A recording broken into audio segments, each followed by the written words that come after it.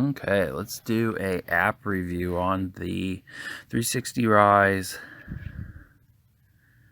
360 cameras.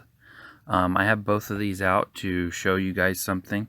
On Amazon there's a review saying there's purple stuff like coming through, black. It looks like somebody smudged them, but right there's a spot. And I have a battery video or review video. I have so many videos on these just because I feel like the company is trying to ditch bad product so they can possibly make a better one, because they're not giving up. There is no software for these, which sucks, other than the app. But these purple spots, this one barely has a purple spot. Watch on the battery life, because this one outperforms the one that has 3 battery spots by a lot. And this is actually a replacement because this one has problems. I mean by a lot. You'd have to watch my video to see the differences. I did a lot of battery tests on them and compared them with what the manufacturer says. So let's get down to the app. So we're going to want to turn one of them on. I'm uploading a video of me just droning it. I'm turning on. Yeah, might as well show you guys. There, yeah, that's my awful internet names. You hold that till it beeps, and then you push that. It should start blinking. I've had these freeze up 3 times in 1 week of owning them. Both of them combined. Just not happy with them. They're both getting returned, and I might as well just bought the Insta360s. They're good for a toy, but they feel like they wouldn't last more than 6 months. Computer says no. Yep, that's my stuff. Now you want to open the Penguin app. This is exactly how it launches every single time, and you have to sit here and wait while your product is turned on. We're going to start off by going into its own settings. You click the top right there, and then click the refresh, and you wait even longer while your device is powered on and using battery. Failed to connect. Wonder why. It's just not liking me today. And it connects a second time. Okay, so we can go under the settings. Start by 6K, 0 minutes. I don't have an SD card in there right now. Bottom left, you can exit the app. The next one up, that's my recorder. The next one will show you content that's on the device, which is on your SD card. Mobile files is when you transfer it to the app. It does not transfer it to your phone. It does not transfer it to your phone's SD card, external SD card, nothing. They claim they would like you to plug in the Penguin to your computer.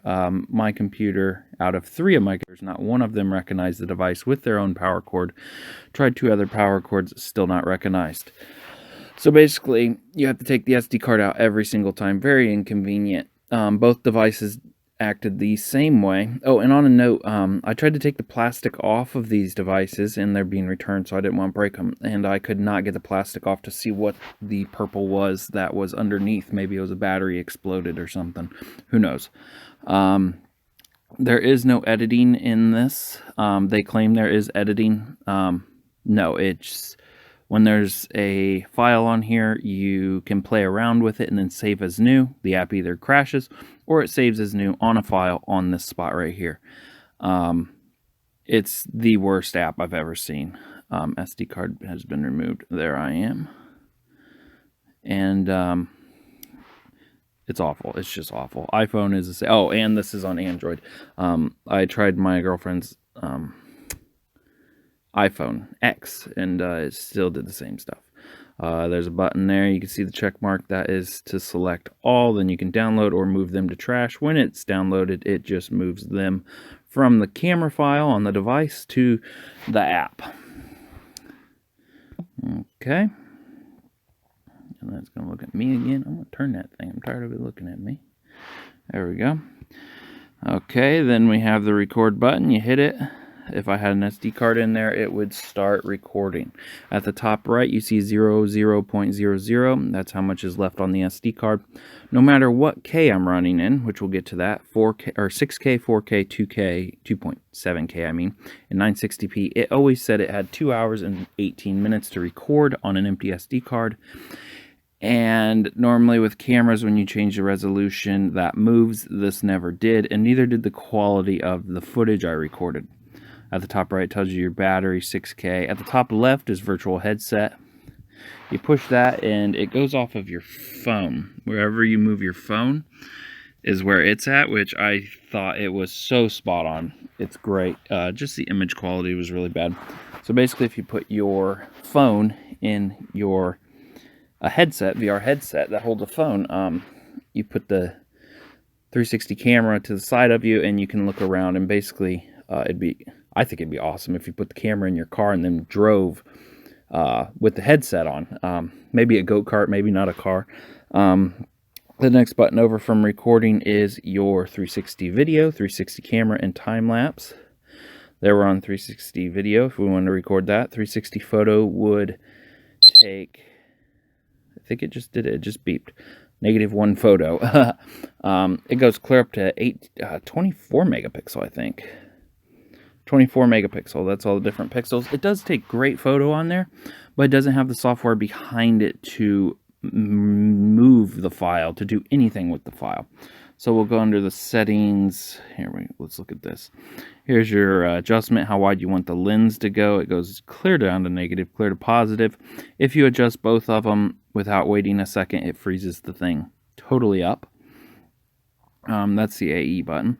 Then if you want to flip the object, right next to it, which looks like a send button on Facebook, you hit that and it will flip all your movements in the camera. Flip it again, it goes right back. Let's go under the settings for photo. We have the resolution at the top, clear up to 24 megapixel, which it does pretty good on that, but so I guess this would be good for a realtor or something that just wants to use it as a photo. It's a lot cheaper than the Insta360. Photo mode, you got timer, sequence. Never really played around with these. Sequence, timer, up to 60 seconds. I'm sure it makes a sound. Let's change it back to normal mode. Picture quality, fine, normal, economic. White balance is auto cloudy. This camera does not do good at all on a cloudy day or when it's sunset or sunrise. The stitching does all right, but if you're looking straight at the stitch, you can tell it's there, like most cameras. But outside, it's just awful. Your EV, ISO, which I wish it would go clear down to 60, but since the frame rate's so low, it really doesn't matter. Color, black and white. Let's go see what if it switches to black and white on here, and it does. I never played around with it. That's pretty cool. Let's change it back to color so we don't have any other issues. Sharpness. Normally it's on auto. That's kind of weird that it was on strong. Power save. If it shuts off after a few minutes, I would not want that on. PV width, normal, low, high. Change the password of its own Wi-Fi. When you connect to it originally, it will be chilling, or 360 chilling without a G on the end of chilling. Mute. It has an amazing microphone on it. I put it on my buddy's drone and it went up and it picked it up very, very well. Format the SD card.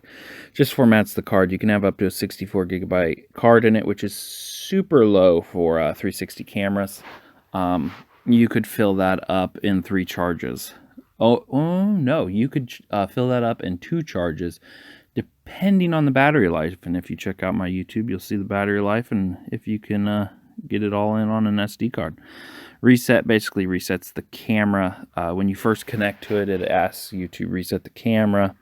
There's the version. The app has not been updated on Android since 2019, which kind of worries me.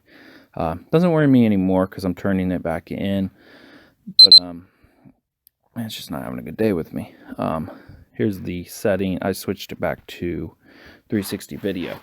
A company that puts out an update at least once a month, at least the the customer knows you still support it. Now this is a video, 360 video.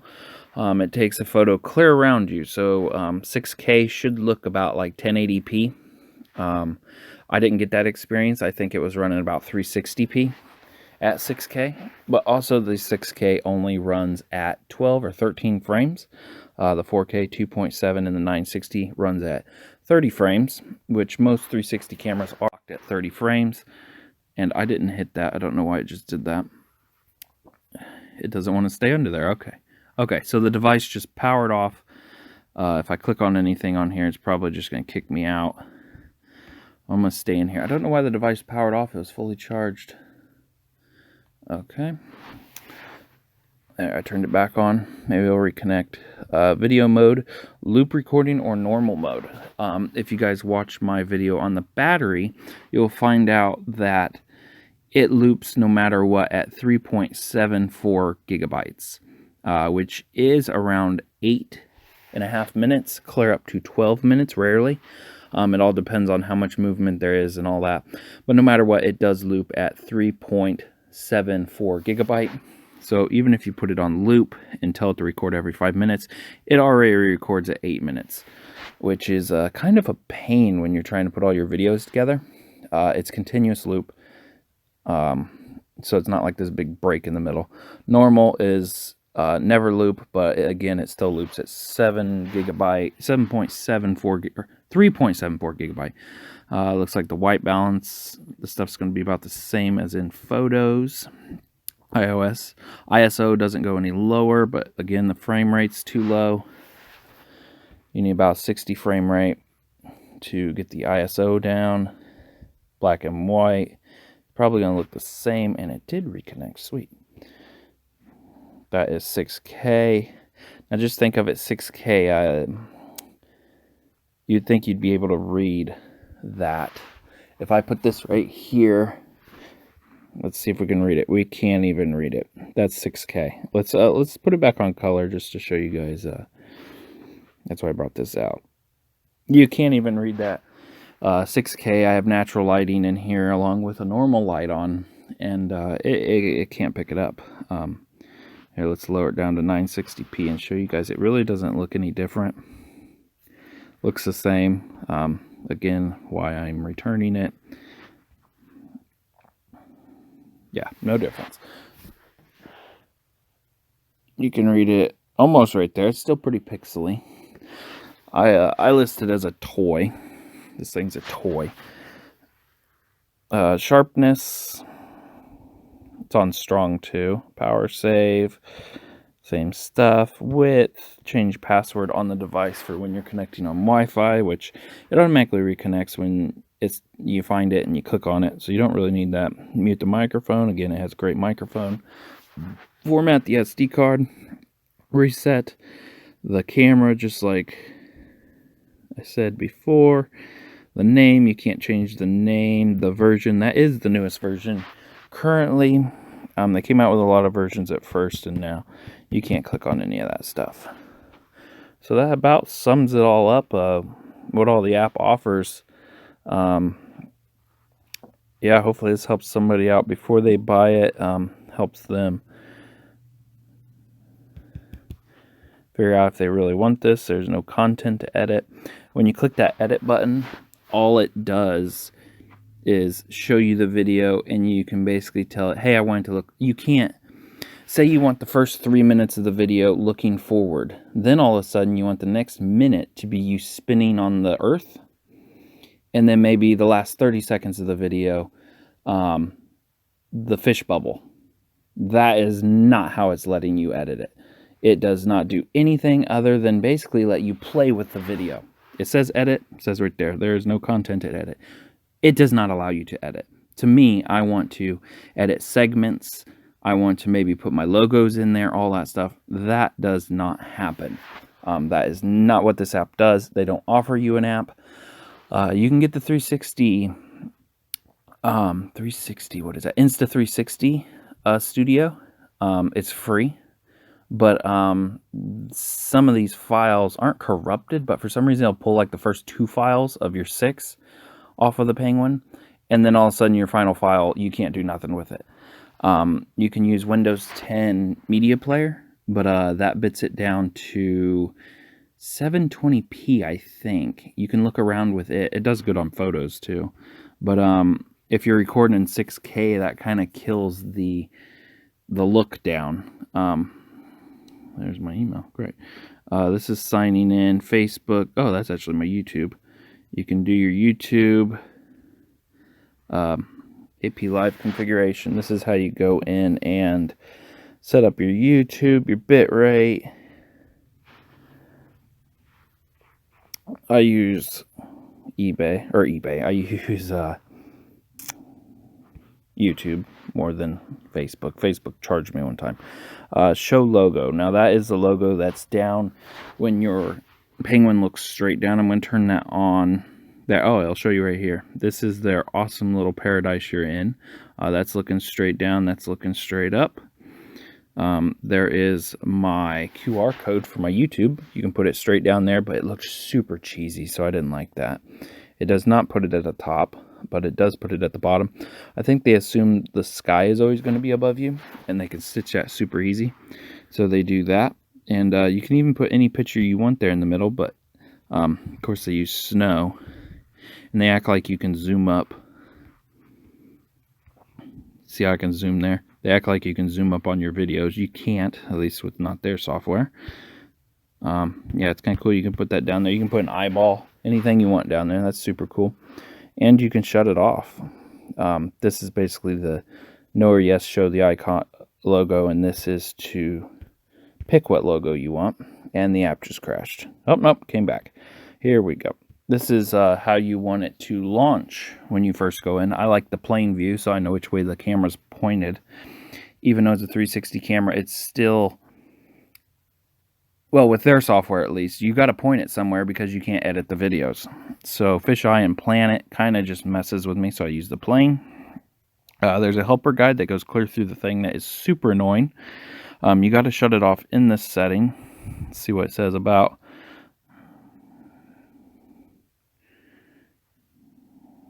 I never even read this. If you want to read this, just pause it and read it yourself. That looks super cute.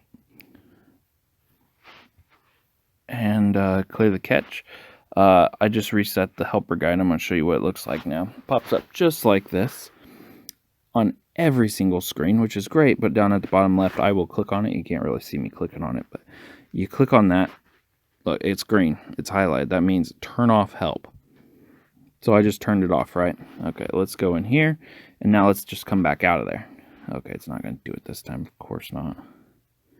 Well, even though I checked that, it will still tell me about it every single time I launch this app. And it's just super annoying.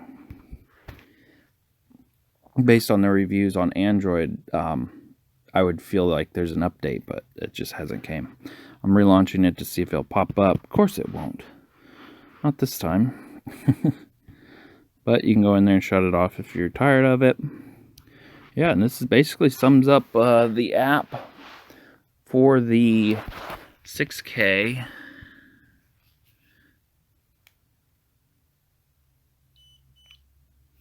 Or 360 as I think it is. Penguin. Thanks for watching, and don't forget to watch the other videos on these. Really opens your eyes to if it's what you want or not. Thanks for watching.